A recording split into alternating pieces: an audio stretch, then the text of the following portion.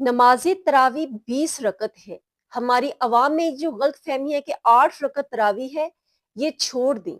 जब science technology इतनी तरक्की कर चुकी है तो दीन के मामले में आप क्यों इतना पीछे रह जाते हैं।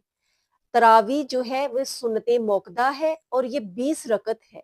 और इसको पढ़ने का वक्त जो है वो इशा की नमाज जब आप पढ़ते हैं, 4 रकत सुन्नत पढ़ते हैं, सुन्नत गैर मौकदा, फिर आप 4 फर्ज अदा करते हैं, उसके बाद फिर 2 सुन्नत पढ़ते हैं, उसके बाद 2 नफल पढ़ते हैं। ये आप 12 रकत नमाज इशा अदा कर लेते हैं। उसके बाद आप तरावी पढ़ते हैं। तरावी की 2-2 रकतें हम पढ़ेंगे। 4 रकतें, बाज खवातीन ये कहती हैं कि क्या 4 रकत इकट्ठी हम पढ़ सकते हैं। नहीं, 4 रकत नहीं पढ़ सकते, 2-2 रकत करके ये पढ़ना होगी।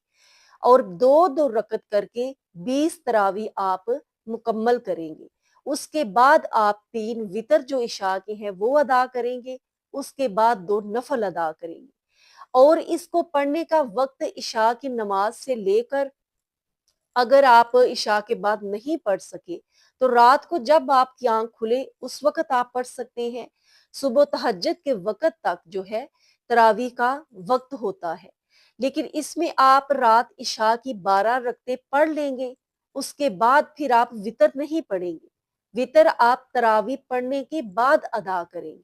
चाहे वो तरावी अगर आप तहज्जुद के वक्त पढ़ते हैं उस वक्त पढ़ लीजिए, और उसके बाद आप 3 वितर और 2 नफल पढ़ लीजिए, तो आपकी नमाज तरावी हो जाएगी। और इसमें 2-2 रकत करके पढ़ेंगे। 4 रकत पहले पढ़ के 2 पढ़े, फिर 2 पढ़े। ये 2-2 पढ़ के 4 पढ़ने के बाद थोड़ी देर के लिए आप बैठेंगे। उसमें आप तरावी की जो दुआ है, तस्बीह है, वो आप पढ़ सकते हैं। कोई भी यानी जिक्र अज़कार कर सकते हैं। और बाज़ कहते हैं कि उतनी देर तक बैठे जितनी देर तक आप 4 रकत पढ़ते हैं। ऐसा भी बिल्कुल नहीं है।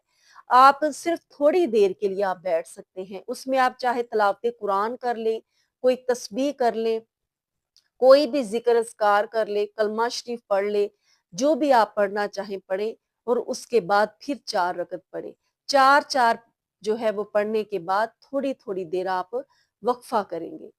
बाज कहते हैं कि ये बैठकर पढ़ सकते हैं या कि खड़े ही होकर पढ़ना चाहिए। देखिए, नमाज तरावी सुन्नत मोकदा है और सुन्नत मोकदा खड़े होकर अदा की जाती है।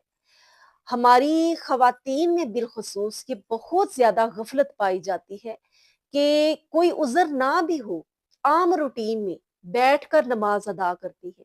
मैंने बहुत से खवातीन को देखा है कि फर्ज तक नमाज जो है, फर्ज जो 4 हैं वो भी बैठकर अदा करती है। पहले खड़े होकर स्टार्ट करती हैं, उसके बाद बाकी तीनों रखते जो हैं वो बैठकर पढ़ती हैं। ऐसा हरगिज मत कीजिए।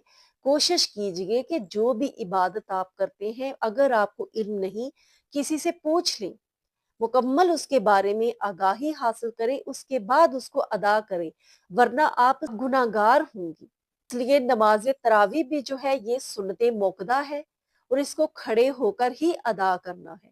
हाँ, अगर ऐसी खवातीन जिनके कोई घुटनों का मसला है या जिस्म भारी है या उन्हें कोई शरई उज़र है, ये किसी अहले इल्म से पूछ लें, वो आपको बताएंगे कि शरई उज़र क्या है।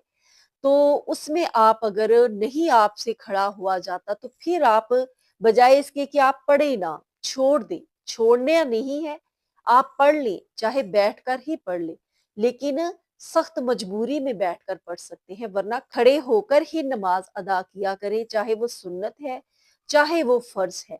सिर्फ नफल है जो आप बैठकर पढ़ सकते हैं। तीसरे नंबर पर अक्सर खवातीन ये पूछती हैं कि नमाज तरावी अगर ना पढ़े तो क्या रोजा भी नहीं होगा।